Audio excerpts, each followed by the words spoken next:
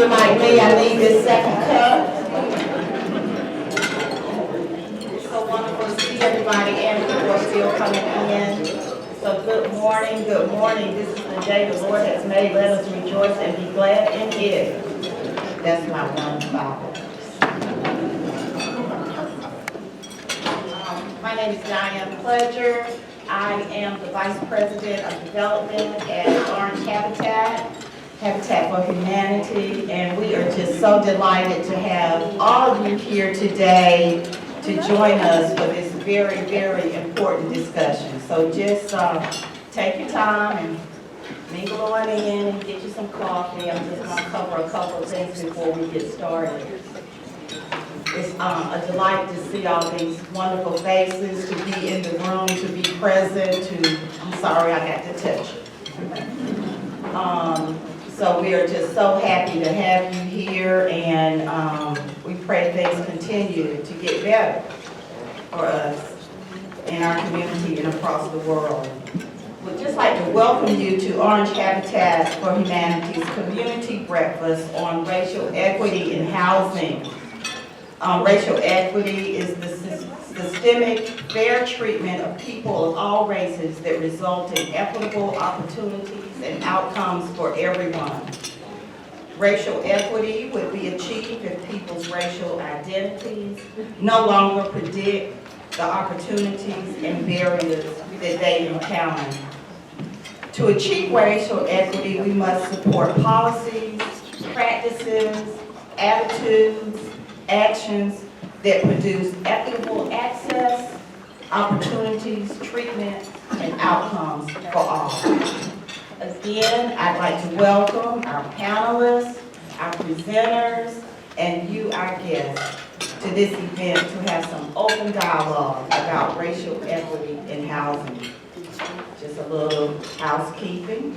We are currently following the COVID policies. So, all the standard things, but not for long. Please notice the exits, and note the exit that is closer to you in case of emergency. We will follow the program as printed and actually is available for you. There's some little pieces of paper with a Q code that you can do it from your phone. So, and I think there are a couple of copies on the table also.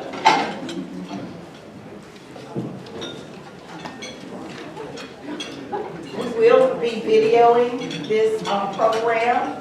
It will be available for you to see or to share with others on our YouTube channel, and we will actually send that to you in an email. And it also will be available on our website and our social media.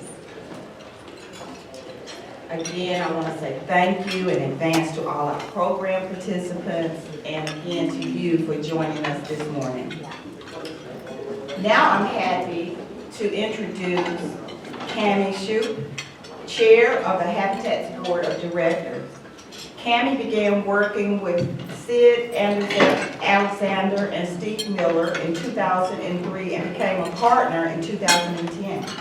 She handles estate planning and administration, civil litigation, family, small law matters, and cases involving Spanish-speaking clients, since she is fluent in Spanish. Cammie earned her law degree from North Carolina Central University, go Eagles, in 2003, and served on the North Carolina Central University Law Journal while she was there. Cammie earned her Bachelor's of Arts degree in Spanish and Political Science from Clemson University in 1997. I'd like to welcome Cammie to the stage.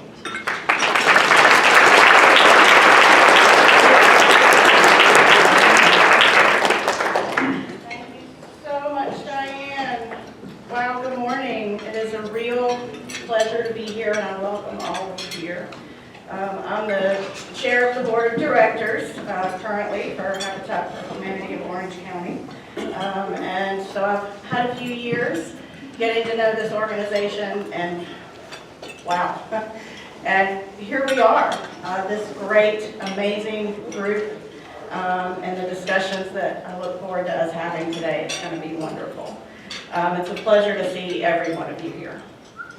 I am really very proud to be a part of this organization and all that they do to expand affordable housing opportunities throughout Orange County to our local families. I do want to quick say a very special thank you to our sponsors. You've seen the signs. We've got First Horizon Bank and UNC Health who have sponsored today's racial equity report.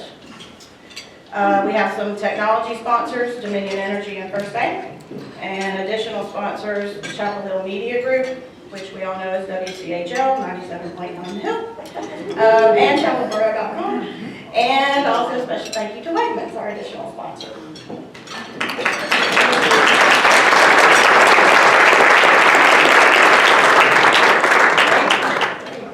So I hope that all of you had an opportunity as you were coming in. There were some videos and images and photos playing on the screen. I hope you got to see some of those because, I mean, you can recognize them, some of them as building sites or houses under construction or people standing in front of something or a house or, you know, with belts on, you know, and hammers in their hands. But these are photos of actual Habitat for Humanity of Orange County projects throughout our county. And there were also some plans there for Habitat communities that will be built over the coming years here in Orange County by Habitat, and some with partnerships with other organizations and nonprofits and county and you know, town partnerships, which is just really amazing. But those pictures also show other things. Not just houses being built, they show affordable houses being built, right here. Those show families standing in front of their house when they've just gotten the keys. These show future Habitat families doing their sweat equity so that they can own their home. These also show volunteers throughout Orange County who donate their time to build affordable housing with Orange County.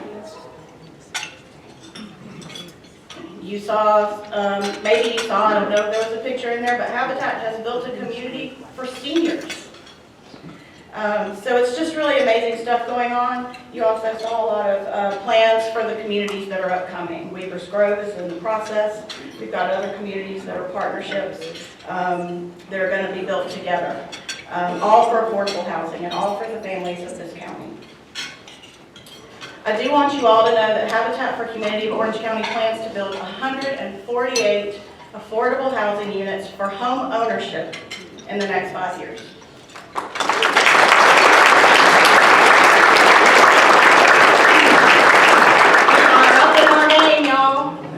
We're going for it. We want to make an impact. And, you know, 148 sounds like a lot, but it's not. It's not enough. And we want to do more.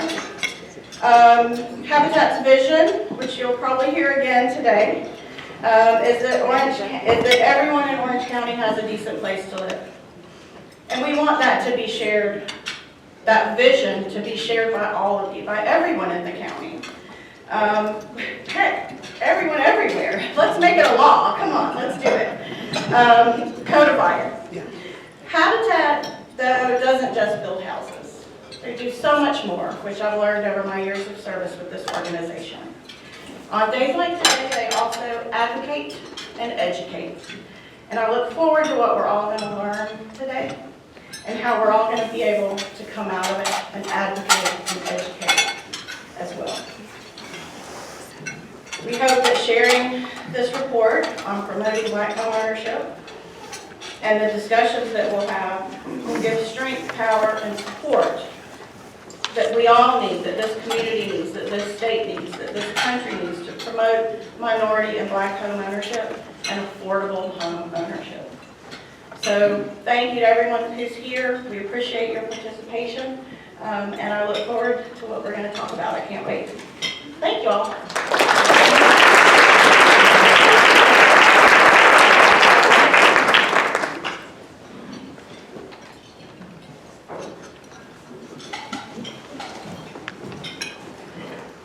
And we'll welcome to the stage Mr. Kevin Griffith. Kevin currently serves as our Housing Solutions Manager with Habitat for Humanity.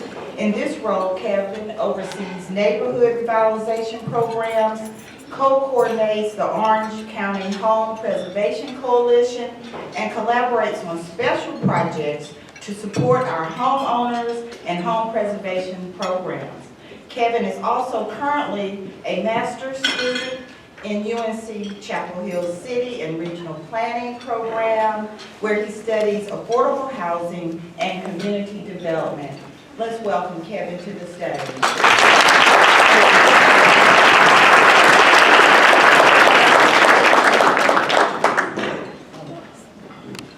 Thanks, Diane. Good morning, everybody. Morning. Good morning. At Habitat, our vision drives our work. And our vision is a world where everyone has a decent place to live. However, significant racial disparities are preventing us from achieving this vision.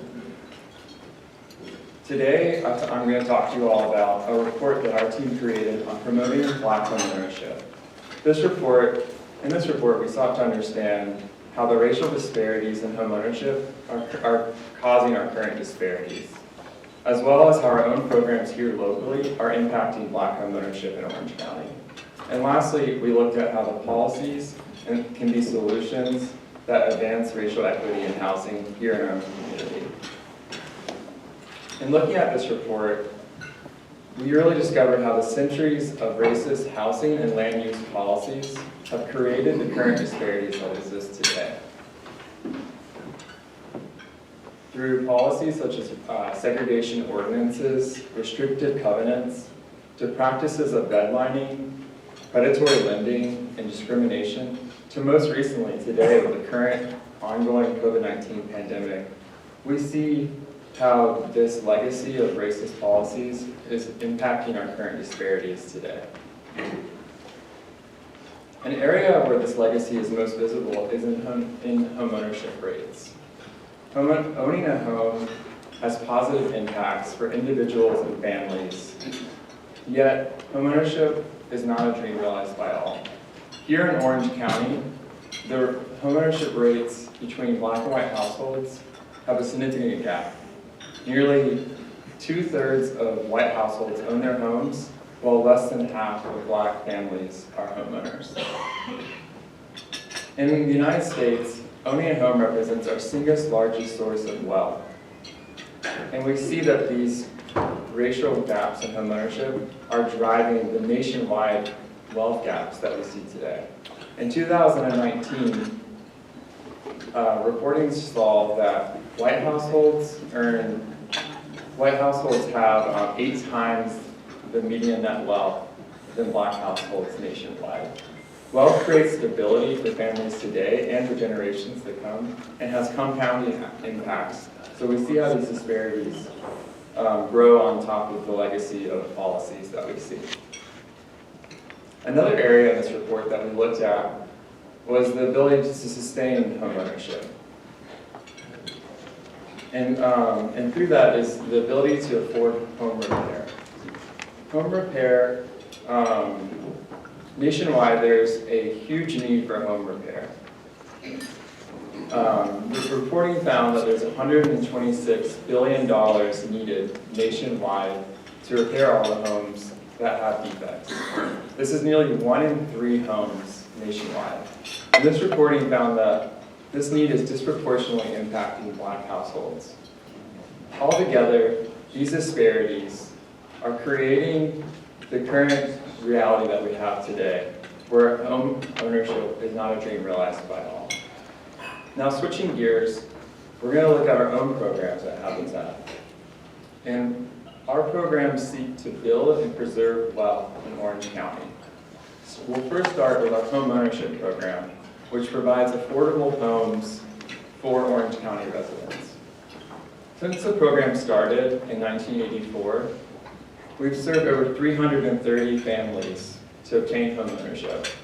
Of these families, 9 out of 10 identify as households of color, and nearly half identify as Black or African American. One of these homeowners, pictured on the right, is Mona. Mona moved in Durham over 20 years ago.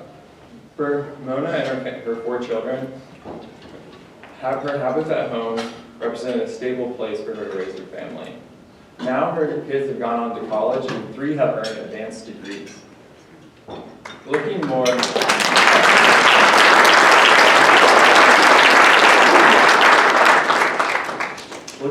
the program, Habitat's homeownership program provides affordable mortgages to our homeowners. Mortgage payments will not exceed 30% of household income, maintaining that the home will be an affordable place for families to live for years to come.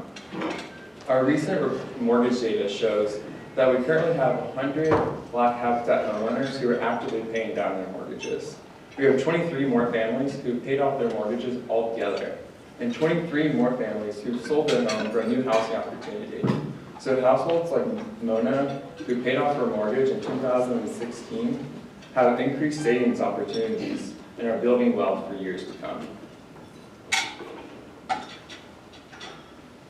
Altogether, we see this equity being held by Black Habitat homeowners to equal $14.1 million countywide. And Black Habitat-owned homes have appreciated 82% since purchase, indicating that this investment will continue to grow.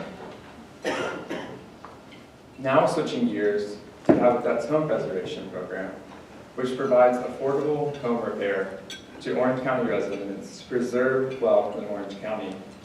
We'll take a look at our program impact. Since the program started in 2009, we've served over 200 families through repair. Of these families, 9 out of 10 identify as Black or African American, indicating that the nationwide need for home repair is impacting our community here in Orange County. One of these families on the right is Robert. Robert is an Army veteran and retired UNC Health employee. He came to Habitat with a leaky roof, a bathroom that did not meet his needs, and no heating in his house. Through the generous support of funders, Habitat was able to address all of these needs to ensure that Robert has a stable and safe home for years to come, a home that will continue to build equity. Altogether, Habitat has invested nearly $6,000 into Black-owned homes like Robert's countywide. These repairs have included roof replacement, bathroom modifications, and accessible ramps.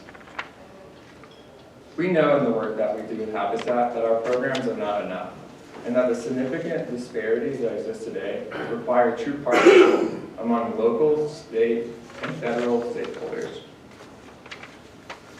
And we see that systemic work and policy change is needed to right these wrongs. Habitat's International's Cost of Home campaign provides a framework of anti-racist policies that can promote racial equity in housing. These policies, from investing in Black home ownership and investing in distressed, racially segregated communities, and reforming zoning, provide a true framework that can help us advance racial equity in housing and promote Black home ownership. In conclusion, in completing this report, Habitat was able to really reflect on our role and our unique role as a mortgage lender, home builder, and social support organization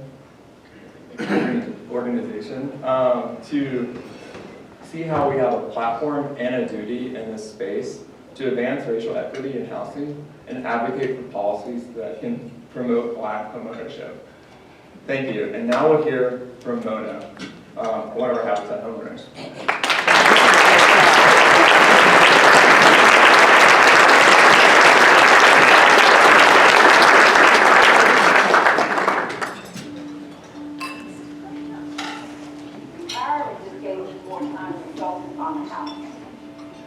Been working on getting yard the way I want it. I like working with my hands. Most of the time, I'm in my crochet corner over here. So this is where you'll find me. If you come to my house, you might see me on the couch crochet. Well, the truth is, without habitat, what is it else?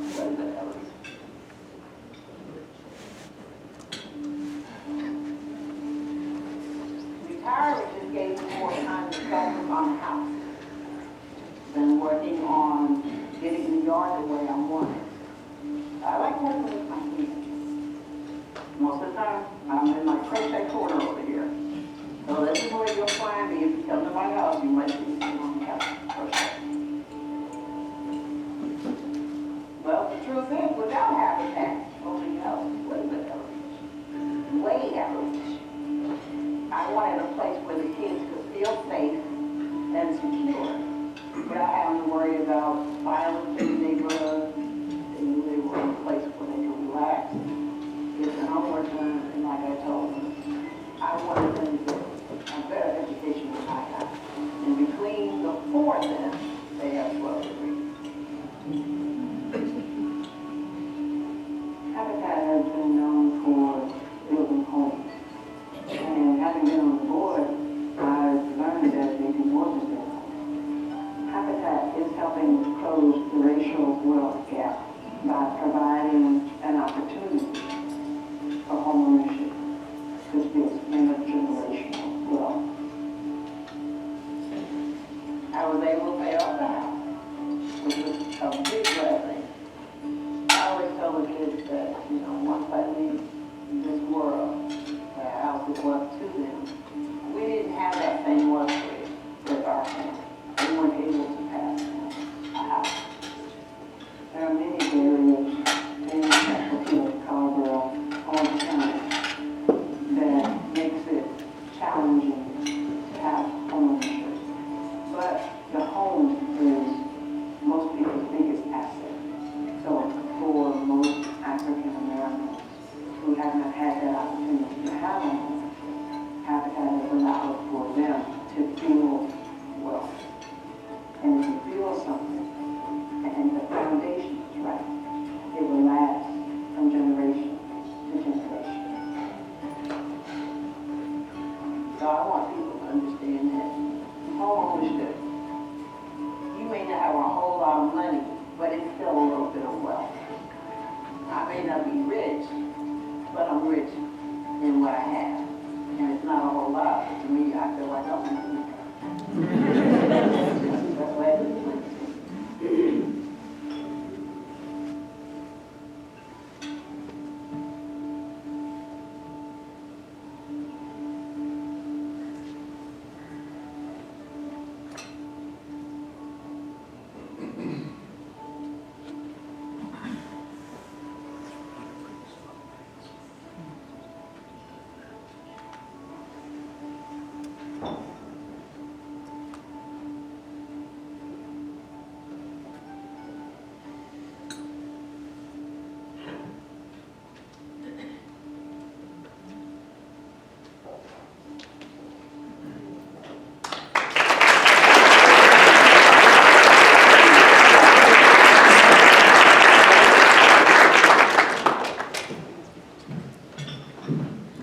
Mona, I know how you feel.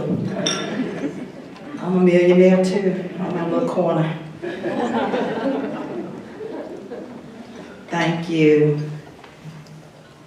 Now we are getting ready to move into our panel discussion.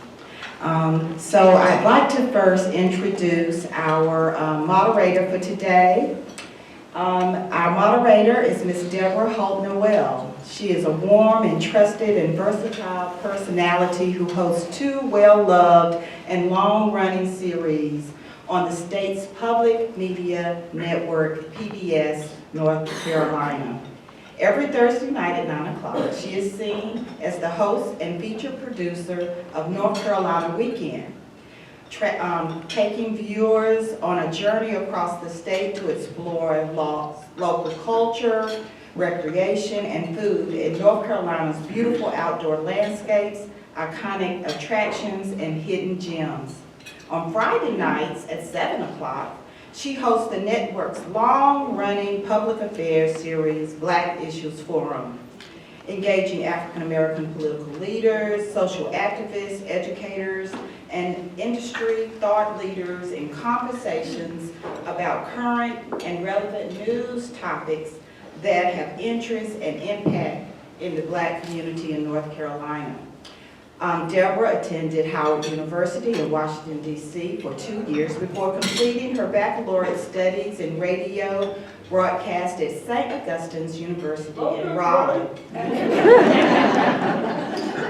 Y'all know that's how we are. She earned a Master's degree of Art. She earned a Master's of Arts degree at the University of Maryland College Park. Deborah is an award-winning producer of the independent film Exhausted Remedies, Joe Holt's Story, which has been seen at the City of Raleigh Museum, among other places. And we're so happy that she is joining us today as our moderator. We want to thank you. I keep calling in my chips. I don't think I have any more left. So we're just going to do a little move around up here, and we'd like to invite our panelists to the stage.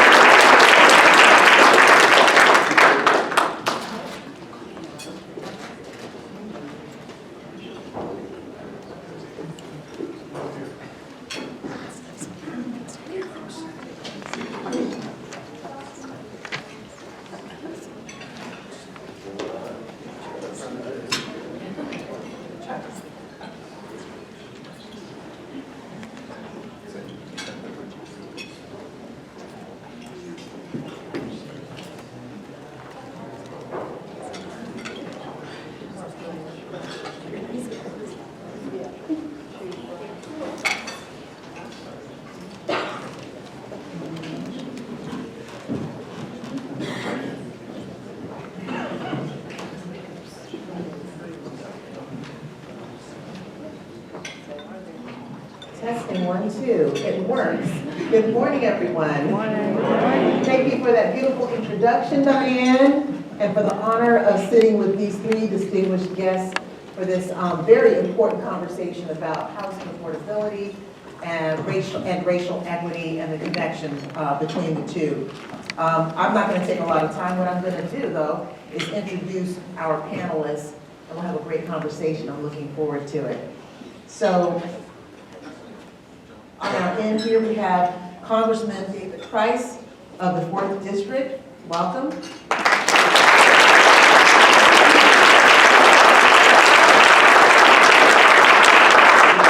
Jimbo Parrott, Urban Institute Fellow and former Obama administration Senior Advisor at the National Economic Council.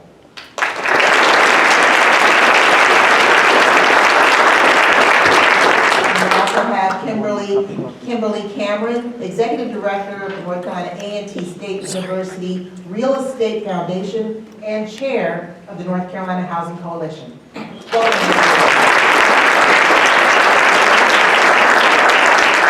have an opportunity to do is have a conversation, and then I'm going to open up the floor to take your questions, so you will have an opportunity to engage with our panelists. Let me open up with you, Mr. Parrott. Can I call you Jimbo? Sure. All right. Jimbo, let's talk a little bit about just the history of the equity problem.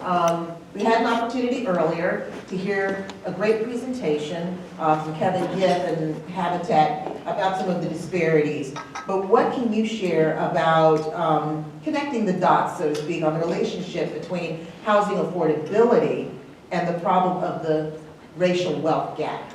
Yeah, thank you. Thanks to Habitat for having me. Understanding the homeownership gap, the racial ownership gap, the relationship between that gap and the racial wealth gap is really important, because if you're going to do anything about either, you kind of have to do something meaningful about both, because they're pretty inextricably bound.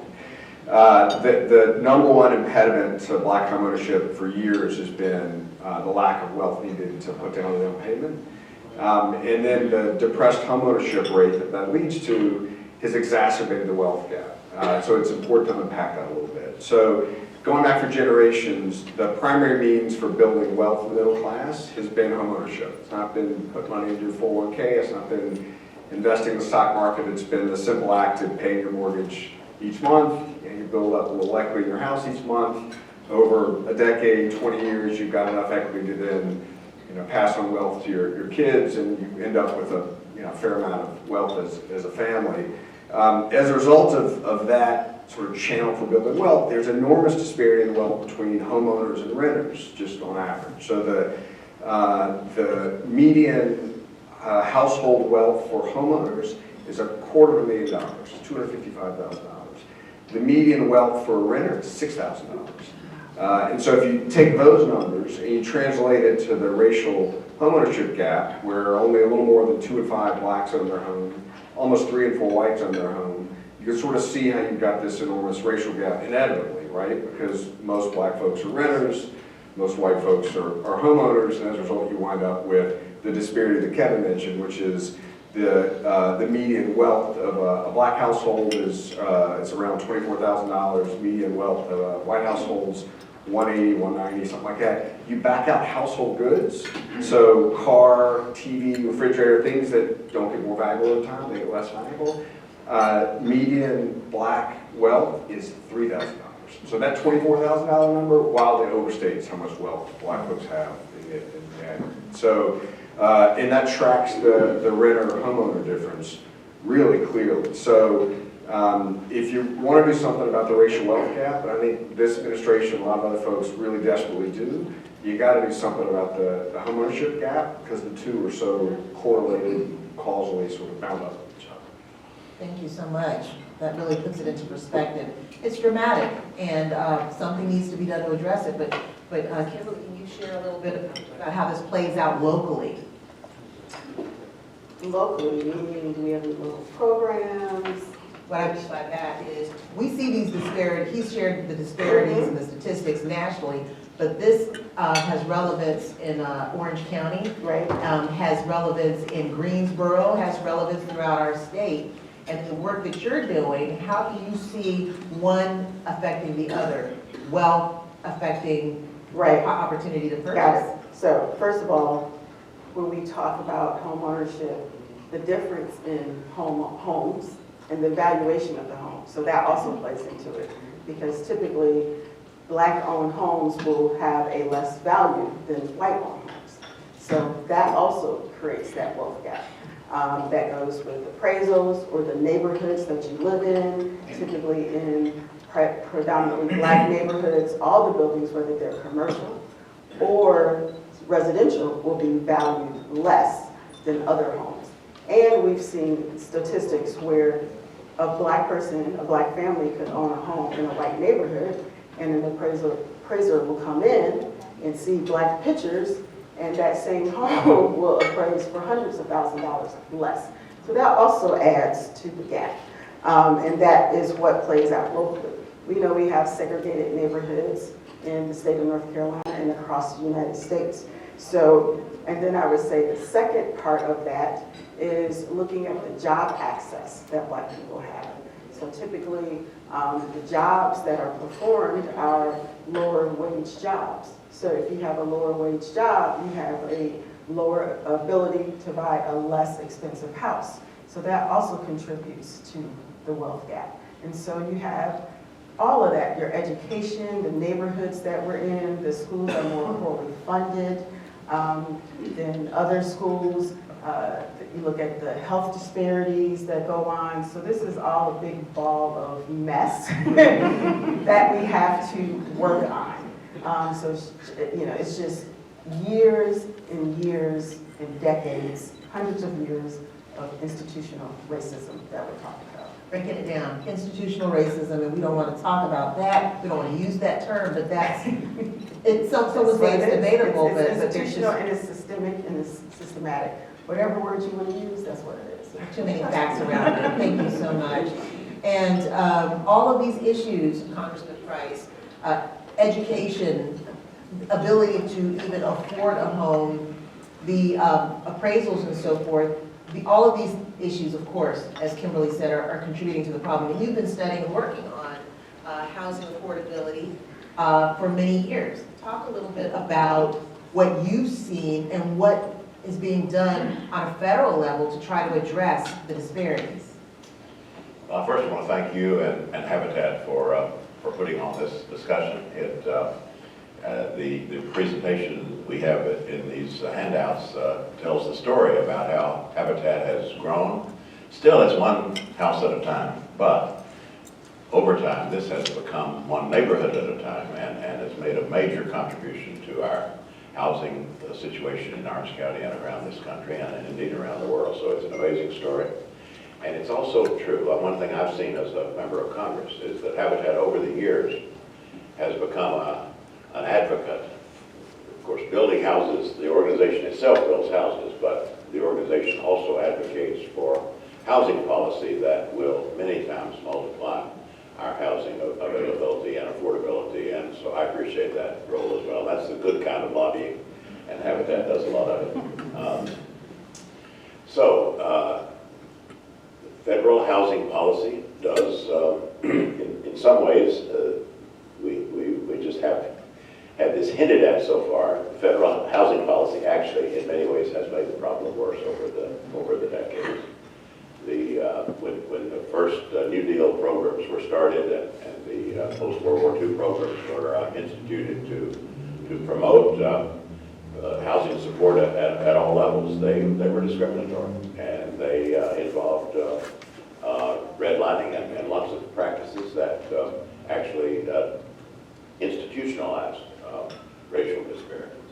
So federal policy wasn't always a part of the solution. Indeed, it was part of the problem. And I think one of the things that this administration, after the George Floyd killing and the kind of reckoning that has taken place nationally, I think there's more of a recognition of the fact that racial equity, just as in this program this morning, we're talking about Habitat's whole program, but we're particularly focusing on racial equity because it is a challenge that demands focus, that deserves focus. And so I think nationally we've done some of that. I've certainly seen that in the Biden administration, both in trying to reverse policies of the previous administration. For example, very much a downplaying of fair housing enforcement, just incredibly punitive policies with respect to immigrants and federally supported housing and other things. We can get into that, but you know, the last administration kind of continued that legacy of policy being part of the problem, and we had to stop them and serve notice very clearly that this was not going to be accepted, and we did stop some of that. So now the range of approaches, I'll just summarize and talk about any of this you want to. We do have an emergency situation coming out of the pandemic, and we have an emergency rental assistance program. There's supposed to be a homeownership mortgage assistance program that's a part of that that's been very, very slow in being administered. But the bulk of this support has been for renters. And I must say, I hope you've seen this locally. This was slow getting enacted. We had dragging the feet from some of our colleagues on the other side of the aisle, and we didn't get that rental assistance in place in as timely a fashion as we wished, and then it's very complicated to administer. Long story short, we had to pull out all the stops in North Carolina to get that money on the street because the eviction moratoria don't solve the problem. They at best postpone the problem. People still owe that money, and eviction moratoria don't last forever. So as the eviction moratoria, state and federal, ended, we pushed that money out the door. We had the so-called HOPE program in North Carolina. The major urban jurisdictions had their own programs. And we ended up ranking 4th in the country in terms of getting that rental assistance where it needed to be.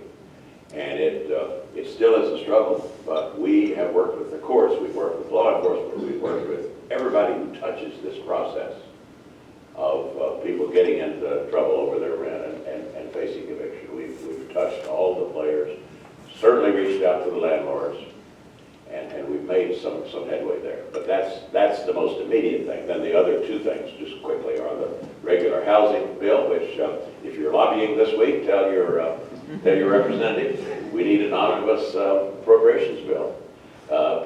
They may say, well, why didn't you have it last October? And you could say that was a good question. But it's never, it is actually too late. We should have done it earlier. Long story there too. But I think this next week, we are going to finally get our appropriations bill stitched together. And there's very good news in that bill for housing. And then finally, there is what we call Build Back Better, a program of non-incremental investment in housing, and it covers the waterfront. You ask what areas are relevant. I think the entire spectrum of housing programs are relevant to the question of racial equity. At homeownership, we're focusing on here today, but you saw what happened in the Google Terrace over in Durham. That's the tip of the iceberg. Carbon monoxide poisoning in seriously deteriorated public housing. And I say tip of the iceberg, there's a $70 billion backlog in this country in simply getting public housing up to standard. So there's investment in that. And then there is, we of course have waiting lists in every city in this country for rental vouchers, for Section 8 and other vouchers. We also, when people get a voucher, they often have trouble finding a landlord that'll take the voucher. So it's a demand problem and a supply problem, and in Build Back Better, we address both of those. And then finally, Jimbo had a lot to do with designing the homeownership pieces of Build Back Better, which offer down payment assistance and more liberalized mortgage terms for folks who qualify. So there is, of course, a range of federal programs there. For a good reason, people's housing needs are not all equal, and all of them, I think, are relevant to what we're talking about this morning. Thank you very much.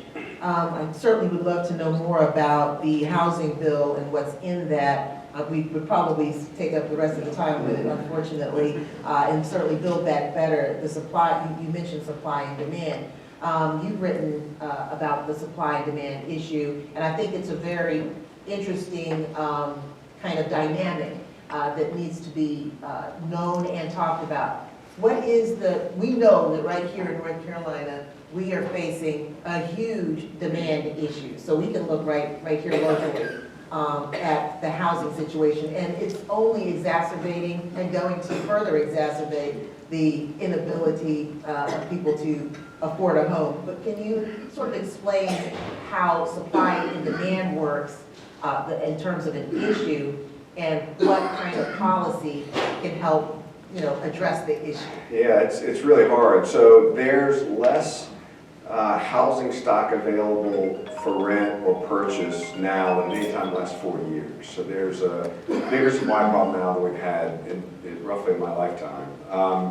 And that is driving up home prices, which have doubled in the last 10 years nationwide. They've gone up 20% in the last year, and obviously even more in certain pockets. It's driving up rents. The numbers, the rents are up 14-15% nationwide over the last year, and even more in areas where folks really want to live. And all of that is making the problem we started with, the homeownership gap, worse, because the challenge is getting more folks that are currently in the rental bucket over to the homeownership bucket. But the first rung of that homeownership ladder is getting more and more remote, right? It's going higher and higher up, so it's harder and harder to reach. If you're a renter, one, because the prices are going up, and the supply shortage is most acute at the bottom of the market. It's not that bad at the top of the market. $1 million plus homes, we've got plenty of supply there. We don't have much supply at the 100, 200, 300,000. The affordable houses, right? Exactly. So the bottom rung of the ladder is drifting upwards, harder to reach. And then if you're a renter, you're spending more and more of your monthly savings on rent, right? Your rent's going up. And so all of that, so as a renter, you're moving backwards, and the top rung of the ladder is moving up, all of which makes the affordability problem worse, all of which makes the homeownership gap problem worse. And so partly as a result, the gap between blacks and whites in homeownership is roughly what it was 60 years ago. It's roughly what it was when discrimination was legal. So we've made literally no progress as far as that gap goes in 6 years, which is a mind-blowing thing to hear. And on the solution side, and I'll be quick so we can move on, but it's complicated because It's right now, it's mainly a supply problem. The nature of the homeownership crisis is really supply oriented. There's not enough houses out there for people to purchase. So if you put a bunch of help on the demand side and you don't increase the number of houses, it just makes purchase of that house more competitive. The value of the house goes up. It makes it harder to buy. So you really got to fix the supply side. And so to do that, you need to make the economics of building affordable housing better. You need tax incentives. You need grants. You need zoning reform. A lot of communities, including ours, it's just too hard to build density in downtown areas. And it sounds like some of those solutions address and would seem to help the people who are in the, developer and building side. Oh, And it's not gonna, those kinds of strategies are not gonna on their face appeal to people who need to buy a house.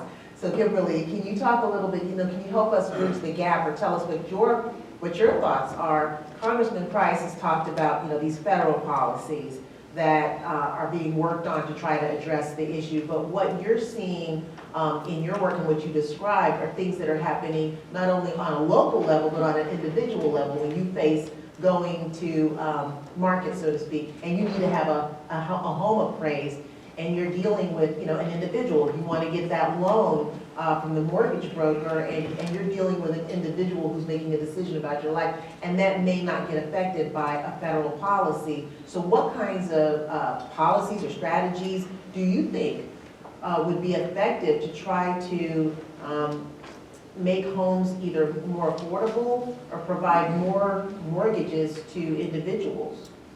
So I think it's, again, it's like Jimbo said, it's complicated and it's layered, right? So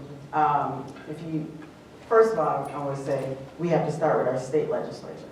So our state legislature has taken away, instead of, they hate big government, they scream about state rights all the time. Well, they took away city rights or local municipality rights.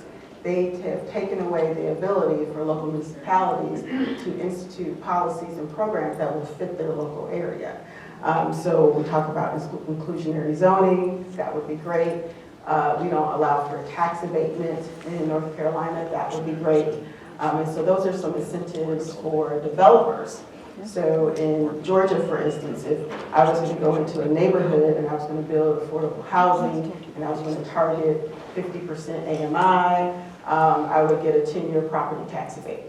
And so that would help lower the cost and lower the payments of folks that would come in there. And then it gradually goes up to the full taxes after 10 years. We could also do TIFs, things like that, that we just aren't allowed to do here. The other thing that we have to look at is how do we deal with predatory buyers, is what I'm calling them. So back in the financial crises, we had predatory lenders, right? And that created a housing crisis that we thought we were coming back from the upswing and then the pandemic hits, right? And so now this housing crisis is going on. And so we have Mark Spain, Open Door, Zillow, all these folks who are warehouse buying houses. And then they're helping drive those prices up. So how do we get them out of the market, right? And allow the competition, the competitors kind of even out. And then what else is going on is that we can create all these programs, but if we send these folks out there on the market, people are not working with folks who have down payment assistance or who qualify for FHA. There's a couple reasons, because down payment assistance may slow down the process. They want to get out on the market, get that money, and move on to their next house. If you get an FHA loan and you get an appraisal, that appraisal is it. You cannot get another appraisal. So if the market changes and the houses keep going up, if someone had a conventional loan, the next time the house goes up, you can get an appraisal and match that new appraisal. If you get an FHA loan, it stays there. So how do we deal with these market conditions? Can policy help? I'm not sure. But I think one of the things is we got to get these predatory buyers out of the market and let it calm down if that's possible. And I think the other thing is that we have to fund the nonprofit developers, right? So like Habitat, or what is rare now, some CDCs, or smaller Black developers that can go in there, get the land, build the houses that will be built exactly for affordable housing and not go out there on the market. And then the last thing I'm going to say is that we got to get the home buyers ready. So everybody always forgets that we got to get the home buyers ready. We got to get their credit fixed. We got to help them save. So there is some potential down payment assistance match. We used to have IDA programs. I used to score those grants. We don't have those anymore. That would be great. IDA is individual development account, which helps people save for some type of asset and then they match those dollars. But that could take 2 years to get somebody ready to buy a home because you're fixing their credit. So we used to have a lot more, NACA does that, but you gotta go find them. So we used to have a lot better localized in the community that nonprofits were running housing counselors. That's kind of been taken out of the community, given to the cities or given to other places that people don't know where to go to access, right? They don't want to go downtown. They want to deal with somebody in their neighborhood. So how do we get these programs back in the neighborhood so it enriches the people where they're at and they feel comfortable talking to somebody about it? Wow, that's huge.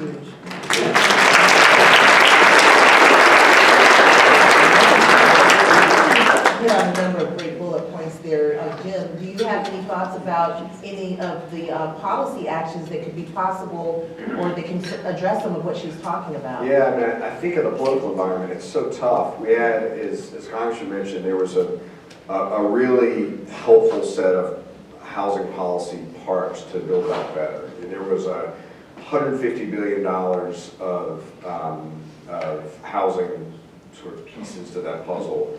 And so the question now is that effort is flagged, is any of that, the housing part of it salvageable, and can we put it into whatever the next train that might leave the station is? And a lot of us have been suggesting to the administration and to those that are thinking about repackaging sort of the next version of this, that getting housing as a part of taking housing out of what was in Build Back Better and making sure it's a part of the new one is going to be important. And the argument has been that the folks that stopped Build Back Better last time on the Democratic side of the aisle did it in part because they were concerned that it would push up inflation. But there's a very strong argument that the housing supply constraint is one of the reasons why inflation is going up. That is, 1/3 of the metric you use to measure inflation comes from housing. So the Consumer Price Index, which is the scorecard for inflation, 1/3 of that is from housing costs. And so if you don't get the housing supply constraint under control, you're not going to get inflation under control. And so what some folks are trying to do is repackage much of the supply part of that package as frankly an anti-inflation sort of package, which is talking in the terms that the folks that are now holding all this back can understand.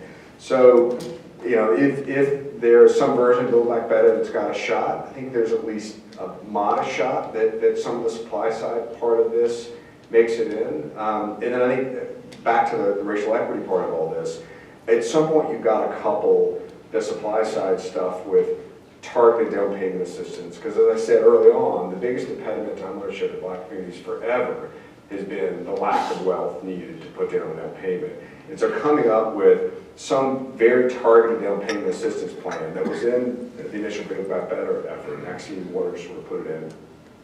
We need some version of that. If you can't come legislatively, we've got to figure out a way to do it administratively, but that's got to be coupled with the supply side help, because too many communities just don't have the $5,000, $10,000 you need to get into FHA, much less a conventional one.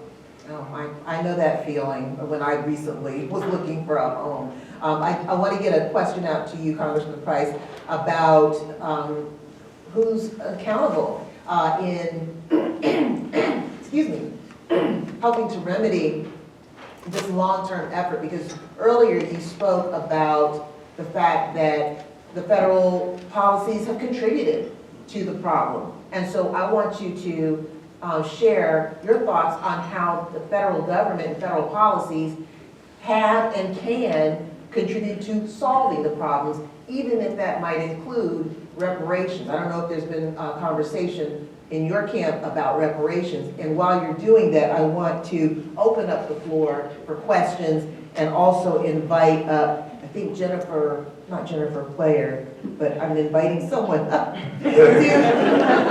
help us out with the questions. Is it Jennifer who's gonna be coming up? Okay, okay.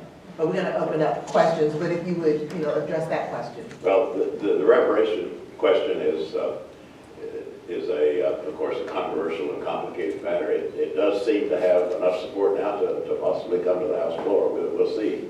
I think with or without a formal reparations effort, housing is going to be part of racial equity, and it's going to be part of racial equity up and down the income scale. As I said earlier, these figures for the racial composition of the homeowners with Habitat of Orange County are indicative and encouraging, but that is replicated across this country in virtually every community.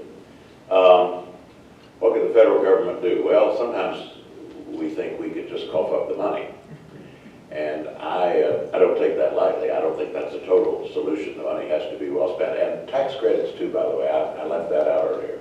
When we talk about these smaller developers, the black developers, and how you can get them in the game and how you can make it work economically, we need a lot more tax credits there. And we need, in my opinion, this is very controversial, but we need a better distribution of tax credits in this state to urban areas.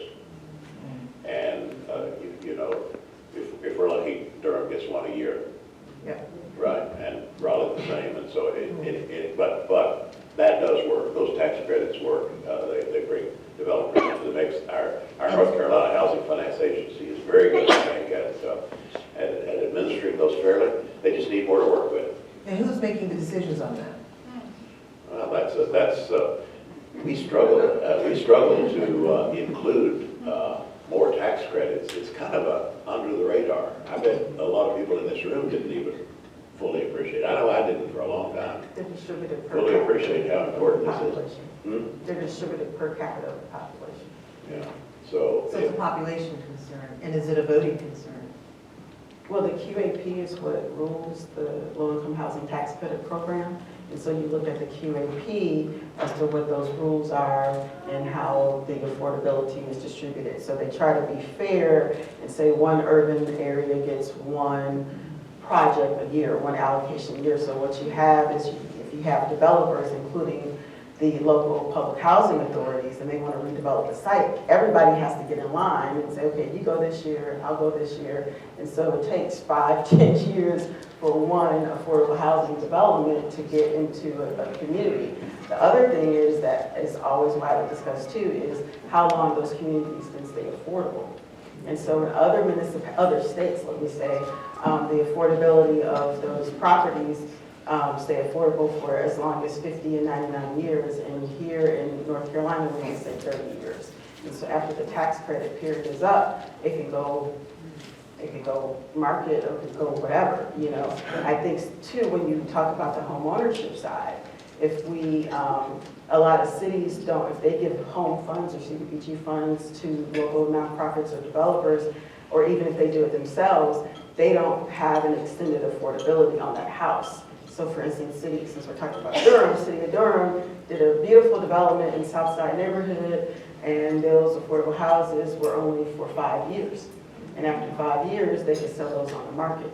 So a lot of money was spent, and you can change that with the deed, keep it a restricted covenant that it has to stay affordable. I used to work for self-help, and that's what we did. People get mad because then you can't sell on the market, but you need to keep that affordability.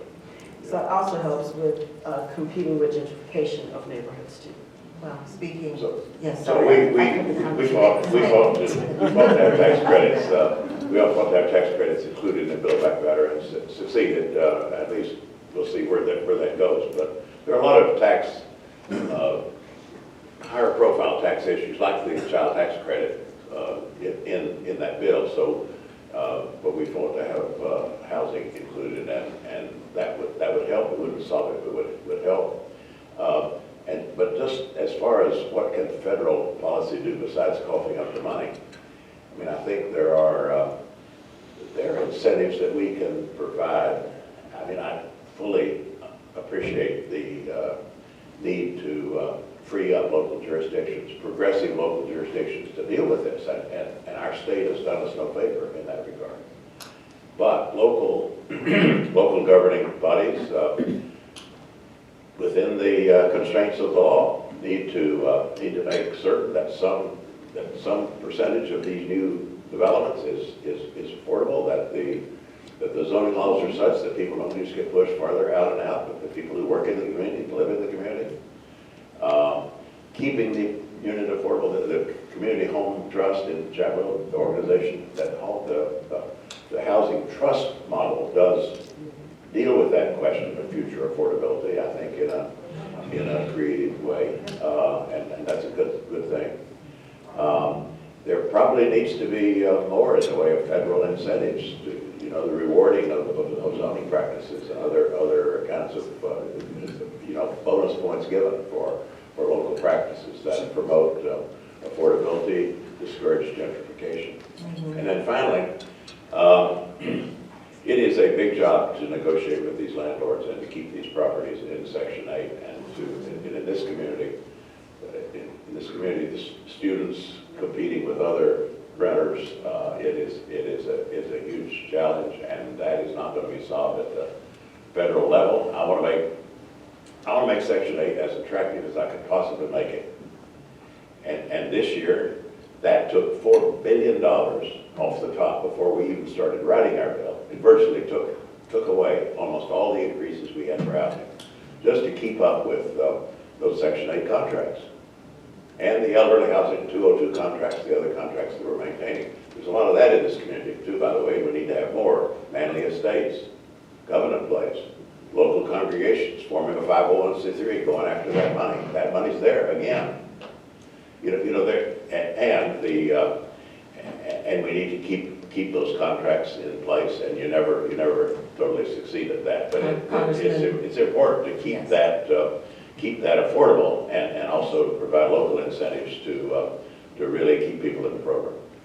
Thank you, Jim. Well, I was going to say about zoning. One of the things that federal policymakers have been struggling with is the increasing realization that a big chunk of the supply side problem is local in nature, and it's not something federal policymakers have a direct lever to pull to deal with. So it's communities that have decided, either directly or indirectly, to limit the supply available to build any, or in some cases, just dense housing, right? And so you've got decisions that are in some cases environmentally driven, in some cases they're just people, it's just NIMBYism, it's just people that don't want 4-story buildings in their community or whatnot, or 4-story buildings filled with certain kind of folks in their community.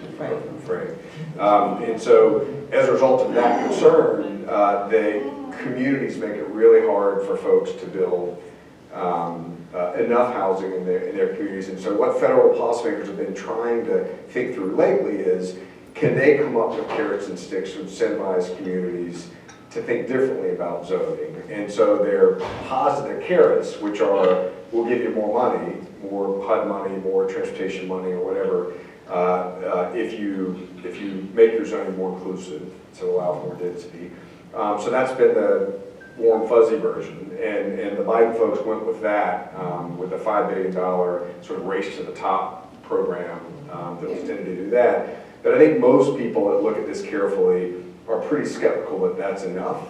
Communities that are dug in over NIMBYism are not likely to move easily unless there's a lot of money on the table or unless there's a stick involved. And so the stick part of it, which they weren't willing to do, but at some point they have to, every community gets a lot of Department of Transportation funding every year. I mean, it's one of the primary sources of funding from the federal government to local governments for years. And there are two pieces to that. One is just formulaic, it's just a per capita, pro rata sort of share. And another is competitive, they're called Tiger grants. They're done on the basis of usually transportation-related, development-related criteria that a community has to be assessed by.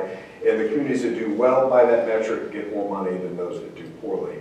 One way in which you can channel a lot more money into communities that are better on this is to include those in inclusionary zoning in those Tiger grant, ways of assessing who gets more money rather than less. If you go back in time and you think about state-driven decisions that federal government disliked. So the drinking age, those of you who remember this, so a lot of states had drinking age at 18, federal policymakers didn't like it, they couldn't do much about it, so they tied highway funding to where your drinking age was. And lo and behold, everybody went to 21 really quickly. Like the speed limit, same thing. An energy crisis in the 70s, you know, some folks were allowing, you know, people to drive down their highways at 80 miles an hour or whatever. Still happens in Atlanta. And the federal policymakers didn't have a lever to play, but they realized, well, highway funding. And so once again, they went back to highway funding, and sure enough, everybody ended up at the same speed limit. So there are cards to play. I mean, the feds can play cards if they want to play,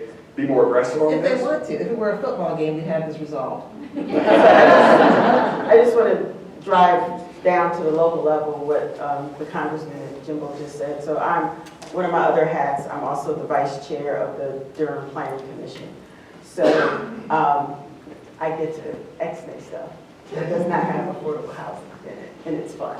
And so we strongly encourage the developers who come to us that want to redevelop and create density, create multi-uses on their development, to really have a mixed income approach, to bring amenities in the neighborhood, to bring things for the youth.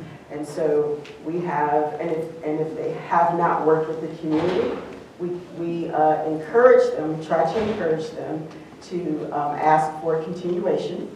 Some of them don't want it, and then we vote it down.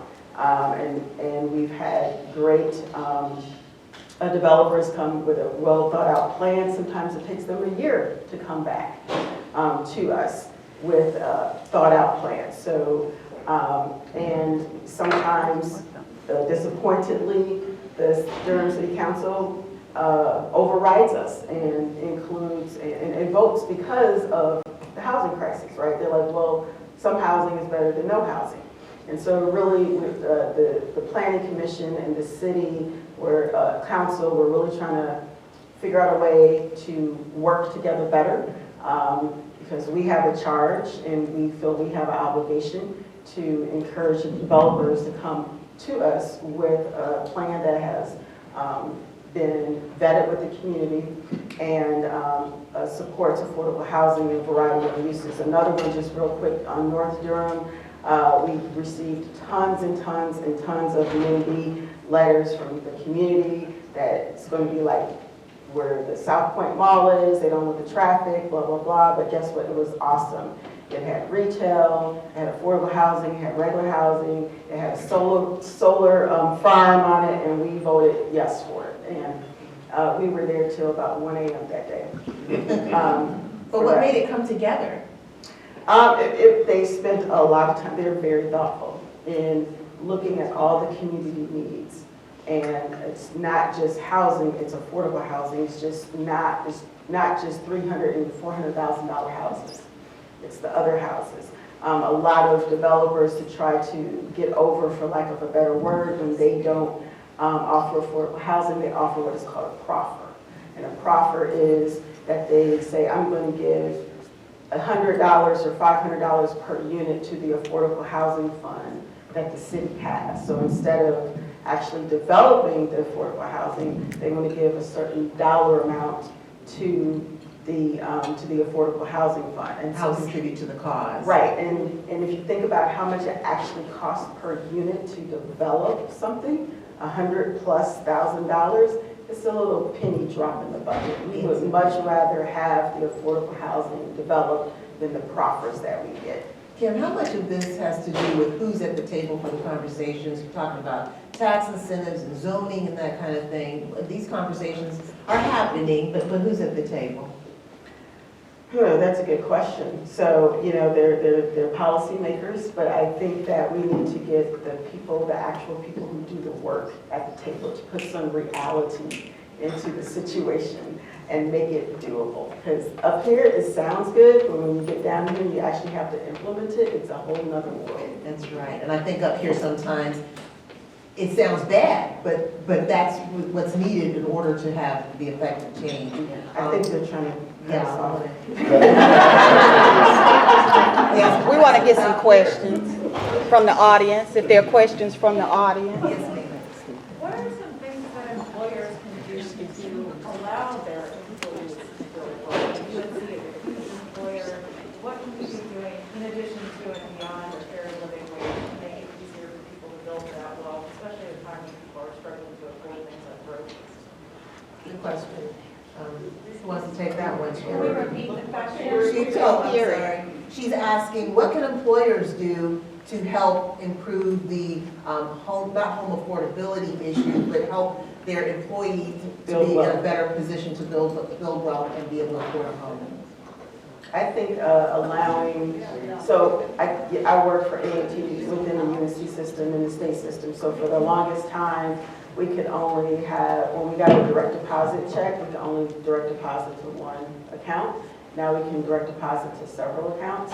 And so I think trying to encourage savings like that, potentially bringing some folks in to have some small group discussions about how do you save, how do you invest, some homeownership counseling on site during lunchtime or whatever, so they don't have to take away their evening, and allowing that employee, to go to these homeownership classes, and possibly how do you create some type of match fund for these employees that are trying to save and they've finished their home buyer counseling classes.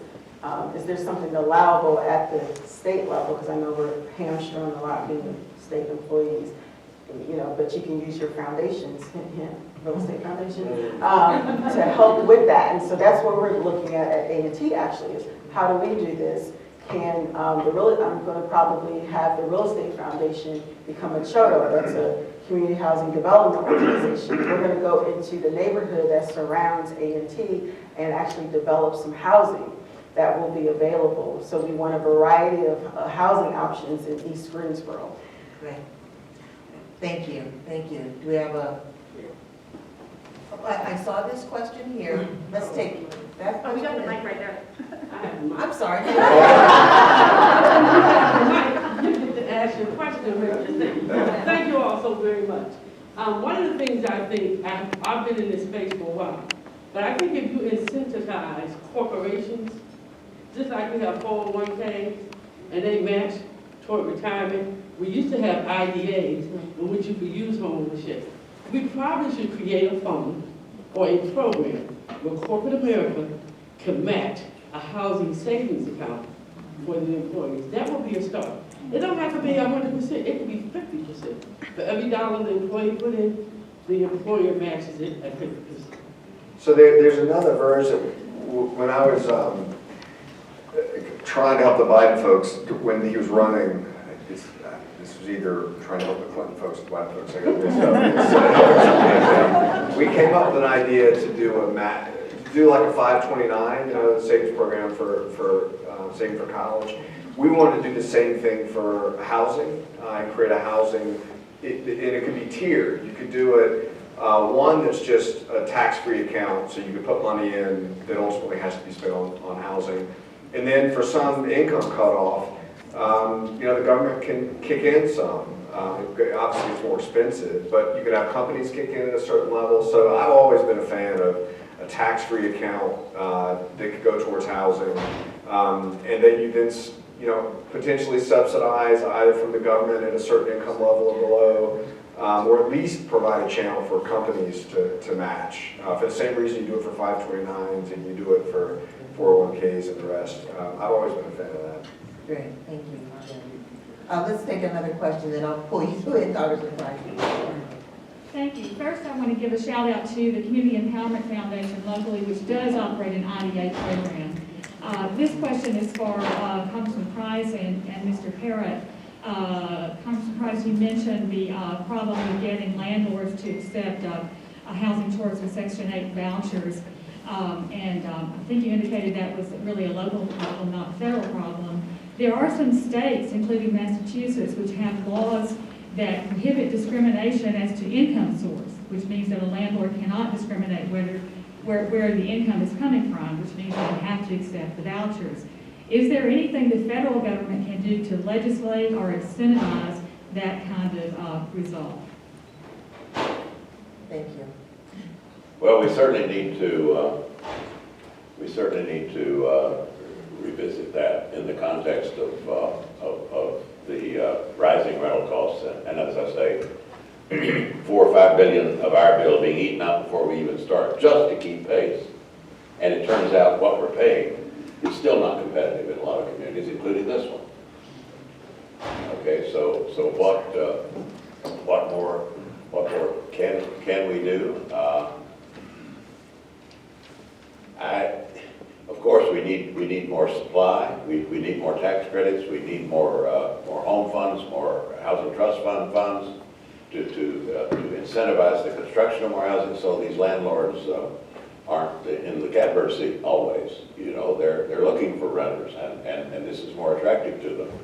I realize that's at a pretty macro level, but it certainly is part of the reason for focusing on the supply side and getting more affordable housing constructed.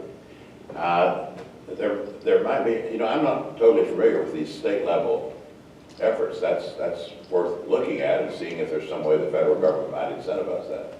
Well, there's no doubt, I mean, even in my just personal experience, I've talked to different people who are landlords, and they don't want to accept a renter or even definitely a renter who's got a Section 8 voucher. But So it how do you goes address back to that? the supply constraint problem, and you mentioned a variation of this, which is in a world in which the landlords have the leverage and the home sellers have the leverage, of course FHA borrowers are going to have a problem, right? Because you're going up against all cash offers, and FHA is a complicated, cumbersome process. So if you're bringing an FHA loan to the table, and the buyer's looking at an all-cash offer versus some complicated, you know, government-dependent sort of angle, which involves FHA and down maintenances and all the rest, who are they going to pick? Same thing on the rental side. If you can, you know, rent to anybody you want, and one is somehow tied up with government subsidy, and the other's not.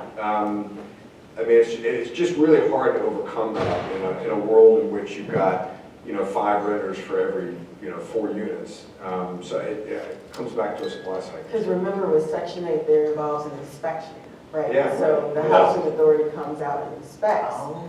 And you would- they're gonna want the landlord to make repairs, whereas if you just got your money, I'm just gonna move it. Yeah, that's a good point, and you would not want those inspections not to occur, believe me. But from the landlord's point of view, not so good. Let's take another question. Good I think this is morning. going to have to be the last one, and I'm going to Oh, give. I'm excited. I work with Kevin in the Home Preservation Coalition, focused really around home repair. And I do have to commend Habitat for the partnership and collaboration and coalition work that they have done in that realm. And I think we're seeing some really great things in Orange County for that.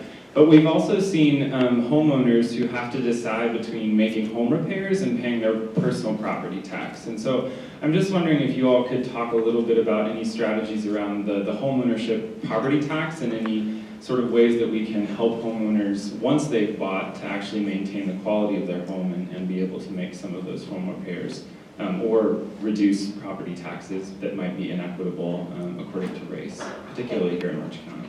Thank you so much for that question, because it speaks to the part of that presentation that was a surprise to me in terms of the real need for home repair. So it goes back to wealth. To me, it goes back to wealth. So not only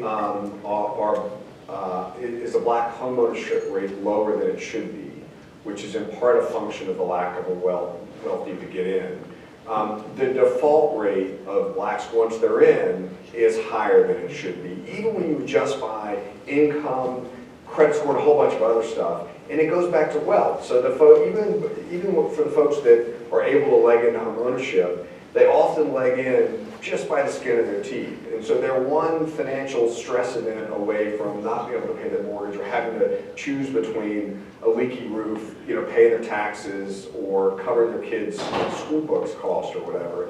And so I really, to me, it comes back down to a wealth issue and how do you incentivize companies to help? How do you provide for the government to allow for subsidized assistance to reinforce savings. And so one of the things that's come up recently in the last couple of years, which had not come up before, at least that I recall, is when thinking about different ways to help either aspiring or vulnerable homeowners, you typically think in terms of subsidizing down payment assistance, subsidizing the interest rate on a loan, maybe housing counseling.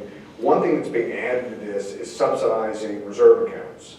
And so I've talked to the GSEs, Fannie and Freddie, about this a little bit, or at least their regulator, about whether or not they can come up with a way that GSEs can help support the development of reserve accounts among certain populations that are most vulnerable. Because I think that's what you need. You need to create some sort of either tax or grant-focused set of incentives for people to build more money in their savings account that sits there for that rainy day when they've got a housing-related expense that if they don't cover it, they're going to become vulnerable. And then they need that cushion. I'm going to let Kim make the last comment, and meanwhile, Jennifer Player will come up and give us our closing remarks. It's two things to that. One, homestead tax freeze.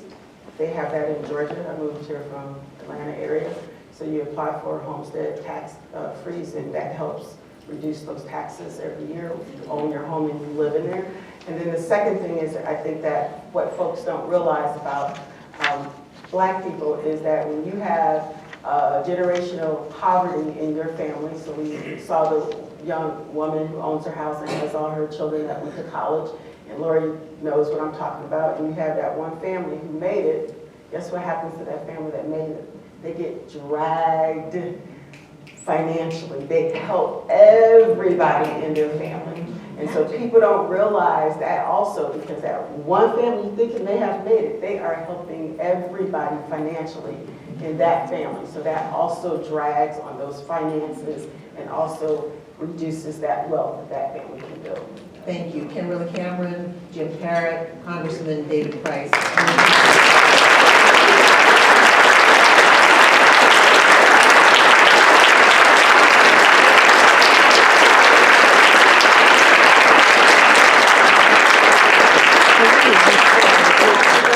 Don't feel like you're being rude if you have to get to your next appointment, but right now, I'm going to bring on up Jennifer Player.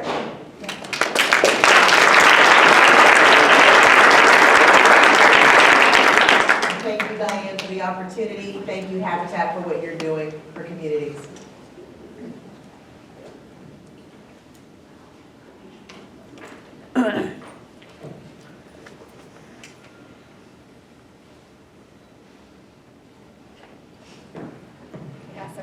Hi, I am not Jennifer Player, but surprise.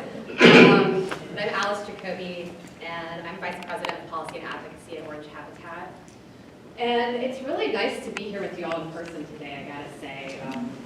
Y'all look great in your little Zoom boxes. What a treat for us to all gather today. I hope that y'all found that conversation as informative as I did. My mind is just racing with everything to unpack. So can we just give our incredible panelists another round?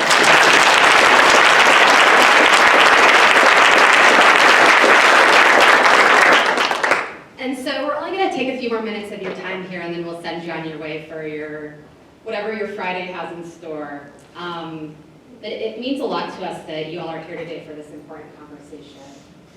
And these conversations are happening right now all over our community and all over the country, and they're coming at a really urgent moment. We spoke to the need that is across the country in terms of rents skyrocketing, in terms of housing prices going up, in terms of the incredibly limited supply. And those are certainly issues that we're seeing here in Chapel Hill, where the median home price is now over $500,000. And that we're seeing throughout Orange County as well. For our renting population in Orange County, nearly half of renters have real struggles affording their housing costs month to month. And so when we talk about race and housing, I think what's really important to understand, and what our panelists really covered so well and explained so beautifully, is that systemic racism in housing it's not something that's relegated to the past, right? In 2020, and this is data from Zillow, Black applicants were denied mortgages at nearly twice the rate of white applicants here in North Carolina. And that's in the year 2020. And so what I think we have to keep in mind is that these systems of economic exclusion based on race are really designed to be self-perpetuating, right? And so communities of color are still feeling this impact today. And while that can be disheartening, I think it also provides us with an incredible opportunity and an urgency to take action. And so we want to kind of bring it back locally and bring it back home for you all to talk about. Some work that Habitat's doing locally in coalition with a lot of partners here in Orange County, and work that we would really love for you to get involved with. And so we know, and as our panelists have discussed, that the racial gap in homeownership rates is really the primary driver of the racial wealth gap in America. And so because of that, if we can look at opportunities to increase homeownership and access to first-time homeownership for populations that have historically been excluded from the economic opportunity of wealth building and equity building, and all of the rich social benefits that we know come along with owning your own home, then we think that this can be a really important tool for us as a community to promote racial equity through our housing strategies. And so Cammie, at the start of our program today, talked a little bit about Habitat's plans over the next few years. We think they're quite ambitious. You know, we really do want to step up to meet what we see as a growing need in our community. And we've talked a little bit about some of the barriers that exist nationally. And we face barriers here in our community as well, right? For Habitat to build, we need land. Sounds obvious, but it is in scarce supply, as you all know. We need dedicated resources and investment from local government and public-private partnerships. And we need smart policies and regulations. And so the really good news is that these conversations are actively happening right now in our community. You know, we talk about who gets to show up to the table and who's at the table. We all need to be at the table right now as these conversations are happening. There's a lot of exciting conversation happening around opportunities to create new housing on municipal-owned land. Conversations around funding, including dollars from the American Rescue Plan. You know, these are federal dollars that have been allocated to our local communities and specifically can be spent on a wide array of affordable housing activities. So I know that, you know, each municipality right now is seeking input on how to spend that money. We're slightly biased, but, you know, we think affordable housing is one of the highest and best uses of that funding in our community. And so for our elected officials, and just briefly, you know, I want to thank our elected officials that made the time today to be here for this important conversation. If y'all could just raise your hands, we can just acknowledge you briefly.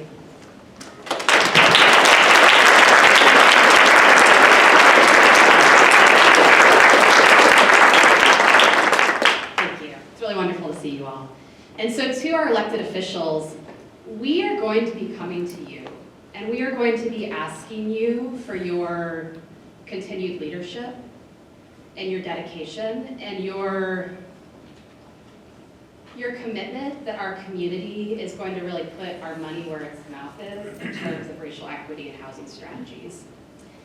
And the rest of you, you're not off the hook. We're coming for you too.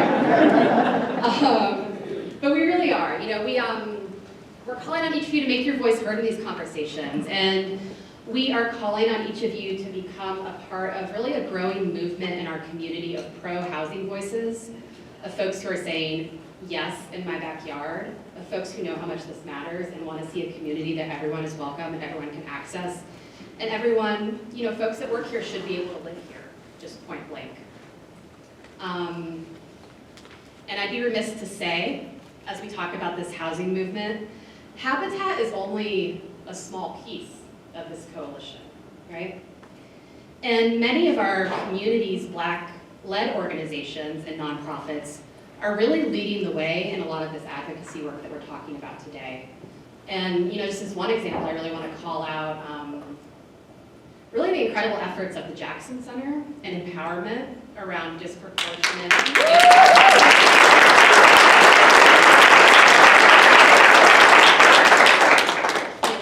Those two organizations have done incredible work in our community around disproportionate impact from property tax increases that are happening in North Side and that are happening in other historically Black communities in Chapel Hill. So we are really proud to stand alongside these organizations, a lot of whom we work through with the Orange County Affordable Housing Coalition, and we're proud to stand alongside communities, faith coalitions, organizers who have really been doing this work on the ground for decades. This movement only works through intentional coalition building, right? And it only works if we center and lift up the voices of those with lived experience that are impacted by this issue. So, I know we have given you a lot to think about today. My mind is just racing trying to unpack all this. So I'm just going to leave you with a very simple call to action. And on your table, you'll see some little cards. You may have already checked them out. And it has a space where you can just put your name and your email address, and you can mark a couple options of how you're interested in staying involved moving forward, including volunteering, including taking a tour of our Weavers Grove property. We would love to welcome you all out there. But one that I really want to call out is there's also there's a spot where you can sign up to receive advocacy action alerts and updates from our organization.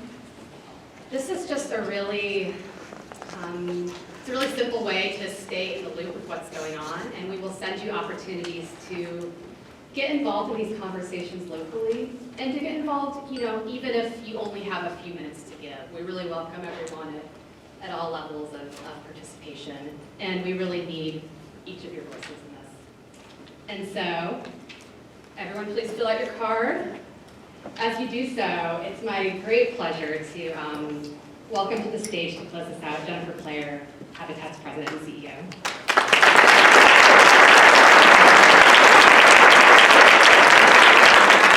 Thank you, Alice. I know we are at time, so I'm going to be brief. If you can just give me 90 more seconds.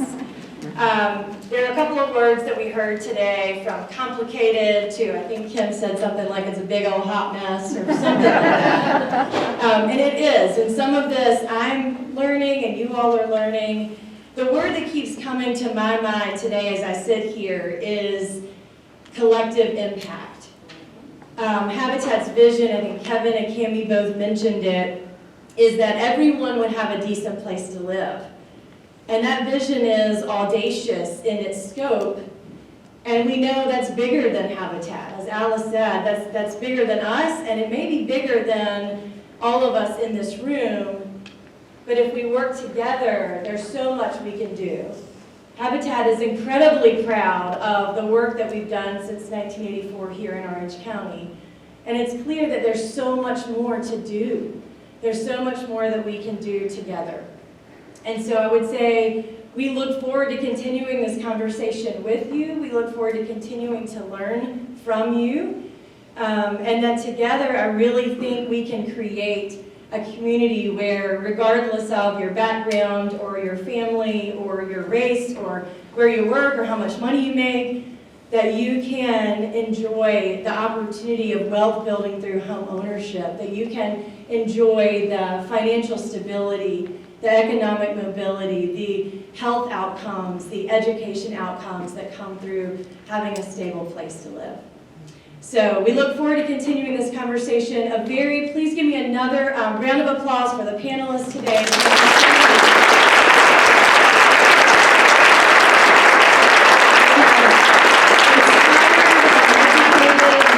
All of us today. I do also want to say thanks to our sponsors again, who again recognize the importance of affordable housing and made it possible for all of us to be here today. So thanks again to our sponsors. And of course to our Habitat staff who made this possible as well. Kevin Giff and Michael Colores for this incredible research, y'all. This was a huge, huge project that we've been working on for the better part of 2 years. So thank you to Kevin and Michael. Thank you to Diane and Caitlin for the event planning, and to our first staff position in advocacy and policy, Alice Jacoby, whom you will be hearing from. Thank you so much for your leadership. Go. We got a big weekend ahead. Go Tar Heels. Enjoy the